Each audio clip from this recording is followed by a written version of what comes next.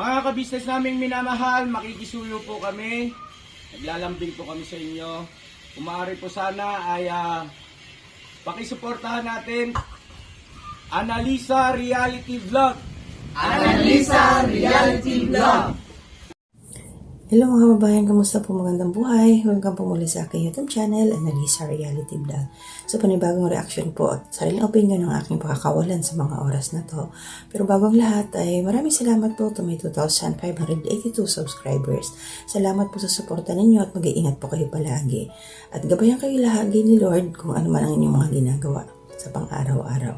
At huwag natin kalilimutan, please, support po natin si Pinuno Ka-Business sa kanyang YouTube channel, Ka-Business Official, at sa isa pa ho nilang bahay, ang Ka-Business Family, at si Papa Dins TV. At ganyan na rin po, please support natin ang mga kagwangs na meron na pong YouTube channel, yung tatlo, si Kagwang Into Official, si Kagwang by Papaya, at saka si Kagwang Buknoy Official. At ang aking pong mga kasamang mga reactors, kilala nyo naman na po sila, support na rin po. Ilalagay ko rin po sa dulo ang kanilang mga account.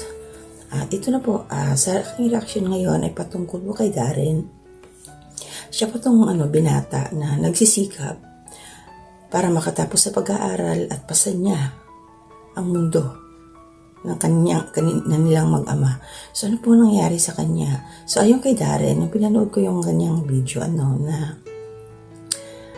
nung kabataan niya, 19 years old, nawala na yung mama niya kasi na sakit sa puso, inatake, biglaan nga daw. So, nung time na yun, yung malakas pa yung mama niya, hindi pa nangyari yung mga ganun na nawala. Mahilig daw ito si Darren sa labas. Yung sa mga kaibigan niya, instead na doon siya sa pamilya niya, sa nanay niya tumulong, kaya sa tatay niya, mas nasa labas siya.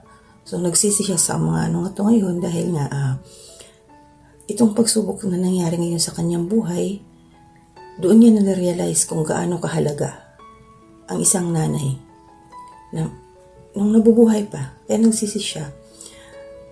Excuse me, kasi hindi siya mas lamang yung panahon niya, kumbaga pinagsisihan niya dito ng mga kababayan, kabisnes kapapi, yung oras niya na nagugol sa labas, sa barkada, na imbis na sa nanay niya, sa tatay niya.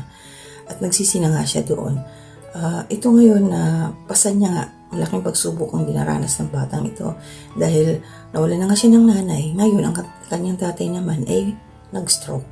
So, siya na lang mag-isa ang gumagawa ng paraan para malagpasan nila yung mga pang-araw-araw na pamumuhay na kailangan. Dahil wala siyang kapatid, solo lang po siya. Na sabi nga niya, parang nagsisi siya lang mag-isa, tapos gahanap siya ng mga kasama. Wala talaga siyang ibang kapatid, solo katawan niya. Kasi wala siyang kaagapay sa kanyang mga suliranin ngayon. At ito pa, nag-aaral siya. Pero kahit pa paano, hindi siya sumuko.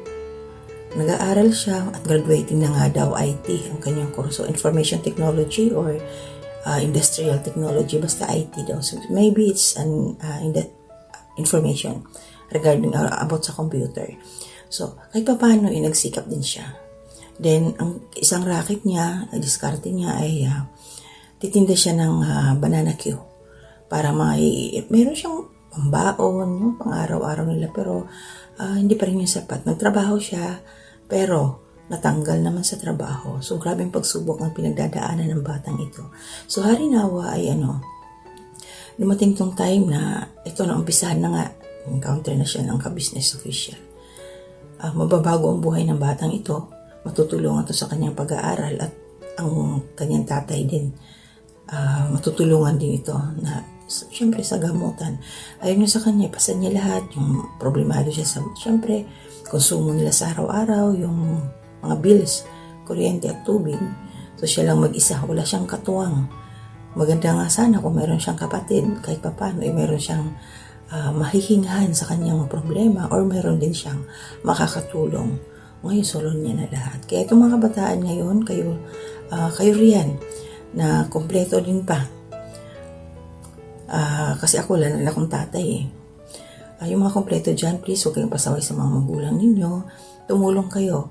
Instead na nandun kayo sa labas. At saka yung mga laro-laro na yan sa cellphone. Bawas-bawas. Kasi yung time is precious talaga pagdating sa family. Nakakamiss yan kasi katulad ko, ako ay malayo sa aking pamilya, nagtatrabaho. Pero may paraan din naman para magkaroon kami ng koneksyon. So yun lang no, sana panoorin niyo po ang kabuuan ng video na to ni Darren sa Business Official po ito. At supportahan po natin ang mga upload ni Pinono para mas malawak pa po ang kanilang galawan na pagkawang-gawa, pagtulong sa ating mga kababayan na higit pong nangangailangan. Yun lang po, mag-iingat po kayong lahat. Maiksi lang po ang aking reaction ngayon at antabayanan po natin yung mga susunod pang kaganapan sa buhay ni Darren, kung ano nga ba ang mangyayari sa kanya, kasi nagtitinda siya ng banana Q para mairaos niya ang kanilang pangangailangan, pero kulang pa rin. Nung nagtinda nga siya, hindi naubos. Kaya syempre, natural, masama yung loob niya, parang naapurido na siya. Ganun talaga yun. Kasi kung naranasan ko rin magtinda, pag hindi naubos, parang nakakapanghina, bagsak yung balikat mo, parang bakit sa'yo nangyari ito? Marami kang katanungan, pero lakas lang ng loob, Darren, huwag kang susuko, mag-pray ka pa lang palagi. At ngayon na natagpuan ka na ng ka-business family, naniniwala ako na hindi ka nila pababayaan. So susundan namin ang iyong teleserye kasi magandang lesson ito sa mga kabataan. Sana yung mga kabataan, panoorin niyo po ang kwento ng buhay ni Darren, kung paano siya nagsisikap, paano niya itinataguyod ang kanilang pamumuhay nilang mag-ama. So, sabi nga niya, 23 years old na siya. Inainggit siya kasi yung mga kaibigan niya, barkada niya, yung ginagawa, yung palakwat siya, kung saan pumupunta, yung mga girlfriend niya, pero siya wala kasi nakafocus siya sa kanilang mag-ama. At meron pa silang maliit na tindahan, wala na nga, kunti na nga lang daw ang laman, ganun siya. Pero makakasurvive ka, Darren, kasi nagawa mo na nga, matagal na rin na panahon at malapit ka na mag-graduate. So, pray ko rin yan na dumating yung time, nakagraduate ka na, makakuha ka ng magandang trabaho para sa inyong mag-ama. So, ingat lang po palagi, Darren. Kaya mo yan. Matatag kang bata, kaya mo yan. So, hanggang dito na muna ng mga kababayan ang aking reaction. Maraming salamat po. Gabayan din ho kayo ni Lord. Mag-iingat po kayo palagi. And to God be the glory. Mga kabisnes naming minamahal, makikisuyo po kami. Naglalambing po kami sa inyo. Kung maaari po sana ay pakisuportahan natin Taong Gala. Pakisuportahan po natin Taong Gala. Analisa Reality Vlog. Analisa Reality Vlog. Anime Reactors TV. Anime Reactors TV. Alminda Cariaga Mix Vlog. Almenda Cariaga Mix Vlog. Ma'am Fleurs Channel. Ma'am Fleurs Channel.